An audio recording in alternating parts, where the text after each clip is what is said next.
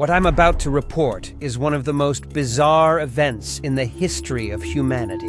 An event so unlikely, so absurd, that it still feels like a mystery, even to me. Today, we're going to talk about the day humans danced themselves to death. Literally. It all started in 1518, in the city of Strasbourg. At the peak of the European summer, when the heat turned the streets into ovens and hunger was already corroding everyone's mood, a woman left her house and started to dance. She danced alone, with no music, no party, no celebration. And the most impressive part wasn't how it started, it was the fact that she never stopped. I've watched supernovas collapse, interstellar empires rise and fall, and civilizations destroy themselves with machines they didn't understand. But nothing compares to the moment when a single human triggered a collective collapse, using nothing but body movement. To understand the dancing plague, you need to understand Strasbourg in July of 1518. A charming city today, but at the time, an emotional powder keg.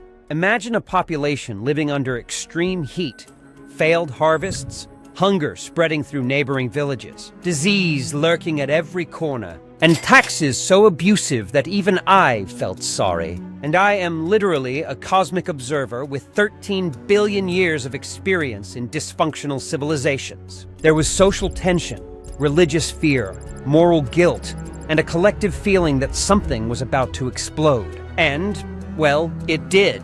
But not in the way they expected. Not a revolt, not an uprising, not a war. It exploded in the form of involuntary movement, bodies collapsing before their minds even understood what was happening. After observing the human mind for thousands of years, I learned a simple pattern. When suffering accumulates for too long, it finds a way out. Sometimes it's rebellion, sometimes extreme faith, sometimes violence. But in Strasbourg, the escape valve was dancing. If you look at it superficially, it seems comical, but wipe the smile off your face and look deeper. It was pure terror. An entire city turned into puppets of something no one could explain.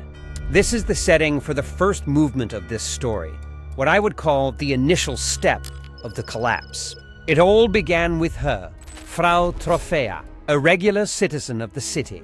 There is no consensus about her age, her temperament, or her personal life. But there is consensus about the moment everything started. A quiet July morning, when she simply walked out of her house and started to dance. She took a few steps toward the center of the street and moved her body as if she were hearing music no one else could hear, with repetitive, mechanical, almost robotic movements. The neighbors thought she was joking. Then they thought it was a venting of emotion.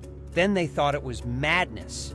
But when they realized she wasn't stopping, not to eat, not to drink, not to rest, astonishment turned into fear. She danced all day, and danced through the night, and danced the next day for 3 days. Alone, exhausted, but unable to control her own body.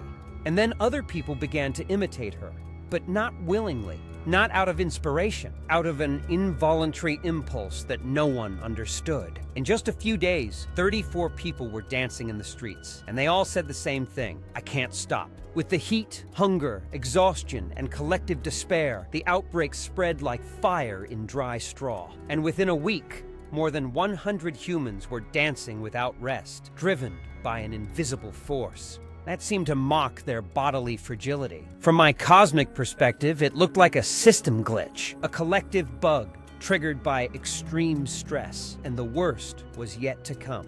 At the peak of the outbreak, more than 400 people were overtaken by the dancing plague. Children, adults, elders, no one was truly immune to the psychological chaos of that place.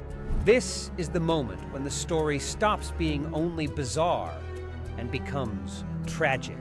Because when the body dances without the mind's permission, it pays the highest price. From that point on, Strasbourg became a dark spectacle. People trying to hold relatives whose feet pounded the ground until their bones hurt. Residents stumbling, falling, and standing back up as if trapped by an invisible force. Screams, tears, sweat, and non-existent music guiding a desperate crowd. The human body cannot endure a marathon of involuntary movements, much less for days and nights without stopping. Recorded accounts describe bleeding feet, torn muscles, violent spasms, rising fever, cardiac collapse, and deaths from exhaustion. That's right, some simply dropped to the ground and never got up again. And this is where the most absurd part of this story begins: the reaction of the authorities. As soon as they realized that the dancing was a problem, they consulted doctors. And with the brilliant medical expertise of the time, they concluded that the best treatment was to dance even more. They believed the dancers had too much energy in their bodies and needed to burn it all at once. The city's official plan was build a stage, open an exclusive space for dancing, hire musicians, bring drums, and encourage the movement. Oh, yes! They created the first involuntary rave in history. And the result was exactly what you're imagining. The outbreak grew a lot. People who hadn't been dancing before began to dance. People who were almost stopping returned to the trance. The musicians, shocked, played without knowing whether they were helping or participating in the city's greatest disaster. But then you ask me, what actually happened? What triggered this epidemic? The truth is, no one knows. Centuries later, scholars still try to find an answer. And the theories are almost as fascinating as the outbreak itself. Theory 1, ergotism. Some believe the region's wheat was contaminated with the fungus Claviceps purpurea. It's responsible for ergotism, a poisoning that causes convulsions, fever, hallucinations, and sensations of involuntary movement.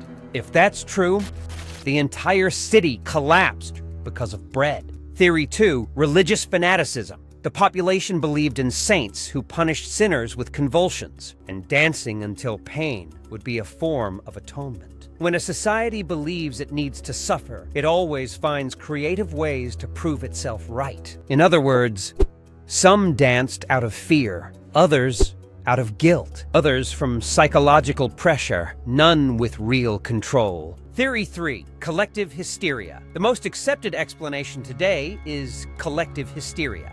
According to this theory, the outbreak didn't begin in the body, but in the mind.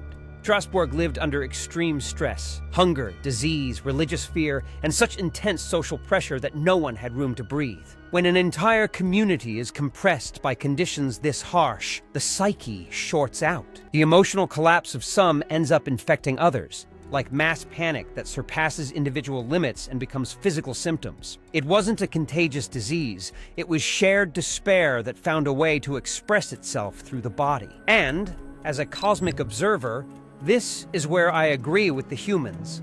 But I go further. To me, what happened in 1518 was an emotional bug. When the mind can no longer carry the weight of its own pain, it transfers the load to the body. And the body, with no other exit, creates its own language to express what is overflowing inside. In Strasbourg, that language manifested as dance. Involuntary, chaotic, tragic. It wasn't just hysteria, it was the sum of everything. Fear, hunger, guilt, tension, and years of emotional silence erupting all at once. A human system failing from the inside out.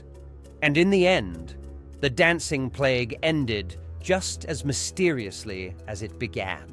With resources exhausted, the authorities finally gave up on encouraging the movement and did the opposite. They took the dancers to a sanctuary, tied their feet, prayed, sang hymns, and removed them from the city.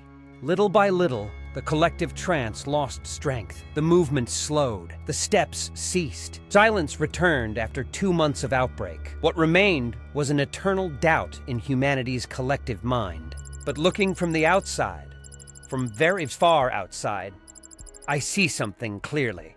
You don't collapse because you're weak. You collapse because you ignore your own limits. The dancing plague wasn't an epidemic of movement. It was an epidemic of suffering. You carry emotions the way one carries gunpowder. You accumulate until the body explodes before the mind. A collective scream turned into involuntary steps.